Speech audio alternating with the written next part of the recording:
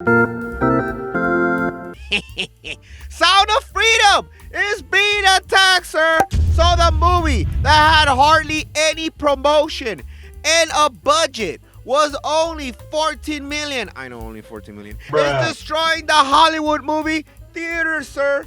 This thing made 40 million in its opening week. I mean, God damn. There's no surprise that movies have been tanking and Hollywood has been making hot garbage, sir. And speaking of hot garbage, Indiana Jones 5 failing harder than all the woke remake movies Disney keeps destroying. I mean, god damn. So from a boring, depressing era in movies, a new challenger appears. And what do we got? Sound of Freedom, sir. A movie with a message about helping children that are being trafficked. Is killing everything in the box office, sir.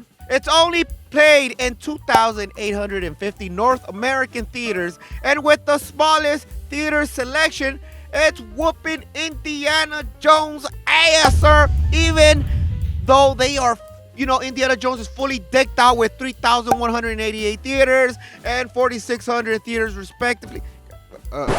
Wait. I hate when articles do this. Added together, 7,788 theaters, sir. I mean, goddamn, versus a measly 2,800 and 500. I like how articles try to lower the blow. Anyways. So while this movie is a roller coaster of emotions, pulling strings and having positive message to help children, it's weird that some are bashing the movie. They're saying it's somehow political and pantering, and it's hateful, and it's also conspiracy fantasy for extreme right-wingers, and you're like, what the hell are you talking about, sir? I mean, what in the woke Ben and Jerry cap are they talking about? So, no surprise, everyone is calling out the double standards. For example, show me the data set. You know who doesn't like movies exposing pedophiles and human traffickers?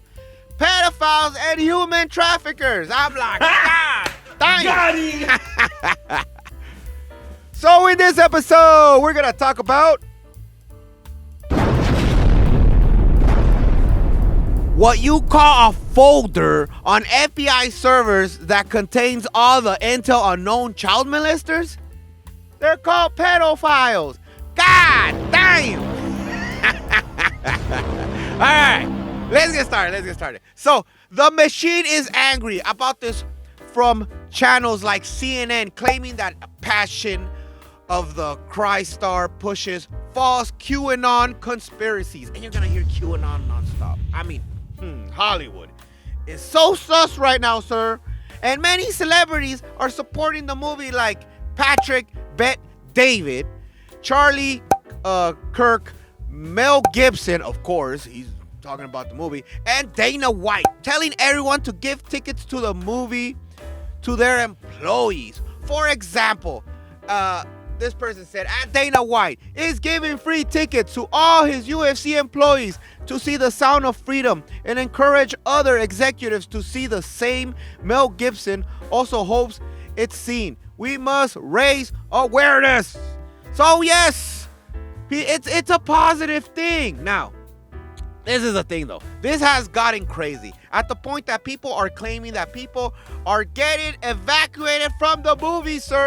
There was a Sound of Freedom theater that was evacuated 30 minutes to the movie after hearing 3 loud booms that vibrated under their feet. And you're like, what in the living hell? Is this some demonic stuff? Or, what's going on? And even people claim that some theaters even tried sweating people out by the movies by turning off the AC. And it's hitting summertime, sir. So it's like, God damn. There was even one allegedly had an emergency alarms pulled to evacuate people out of the theater. So yeah, now people are starting to believe people are using dirty tactics, and with anything, like the woke media claims is bad, base people understand something is up. This isn't normal stuff. You already know. If the media says it's bad, it's probably good for you. So, people racial stuff, and people found the man that made the Rolling Stone article, that made negative articles about the Sound of Freedom. And Sarah Fields tweeted, here's the guy who wrote the at Rolling Stone article that called the Sound of Freedom a conspiracy theories. He's having his slut moment. I'm so shocked. Yeah. The dude looks weird. So now the Twitterverse is digging everything, sir. And an open secret says, busted! Rolling Stone's editor-in-chief, Nosha Lashta, I butchered it, covered up for pedophile friend getting arrested for child porn. And you're just like, uh-oh. Once you piss people off, they start looking for everything. And speaking of, looking for everything, these articles claim the movie is a QAnon, right? Like I said, the Washington Post, Sound of Freedom is a box office hit whose star embraces QAnon, right? What? Rolling Stone, Sound of Freedom is a superhero movie that dads with brainworms. And you're like, okay, that's kind of a diss. Media Matters for America says Jim Caviezel pushes canon and bizarre media blitz for new anti-trafficking movie. And you're like, okay, sounds kind of negative.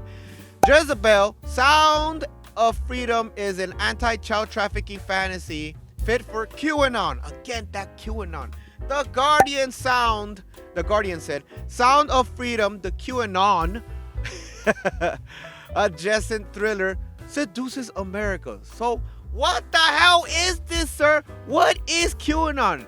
So QAnon is the idea that liberals are making a satanic ritual. I'm being for real. You got the Hillarys and them. They drink the kids' blood and have global sex trafficking stated with the, Pizzagate story and some Reddit thing, yada, yada. It goes pretty crazy, sir. But the thing is, this movie has nothing to do with it.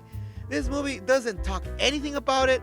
The coping is so hard trying to make the movie sound bad, and it's insane. So while Hollywood hates you watching the #1 movie in America, that's about Tim Ballard, the true story of a former Homeland Security that essentially saved 50 children from a sex trafficking ring. So this man gives up his job to save children from sex slavery. And media is warning people that this movie is a conspiracy theory for fear mongering. So let me get this straight. The woke media is saying this person isn't a hero. Someone who rescues kids from pedophiles is a villain. What in the backward Disney pride fetish are they talking about, sir?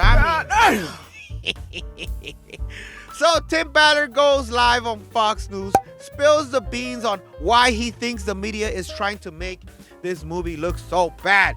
He claims this is related to the media that doesn't want to talk about kids consenting on a young age to do anything and everything, with including identifying as an adult and having sex with pedophiles, since the pride flag is everywhere and they support MAPS, which stands for minor attractive peoples, or in other words, pedophiles. Hence the movie's talking about pedophiles. No. Kind of shines the light of the evilness of it all.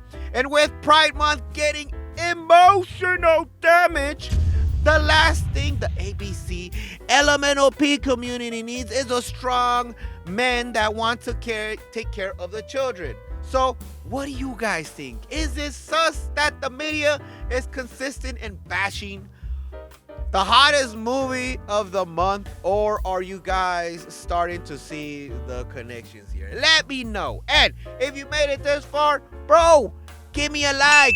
And if you like the dumbass things I say, bro, subscribe. And that'll be all. Chinmonmon out.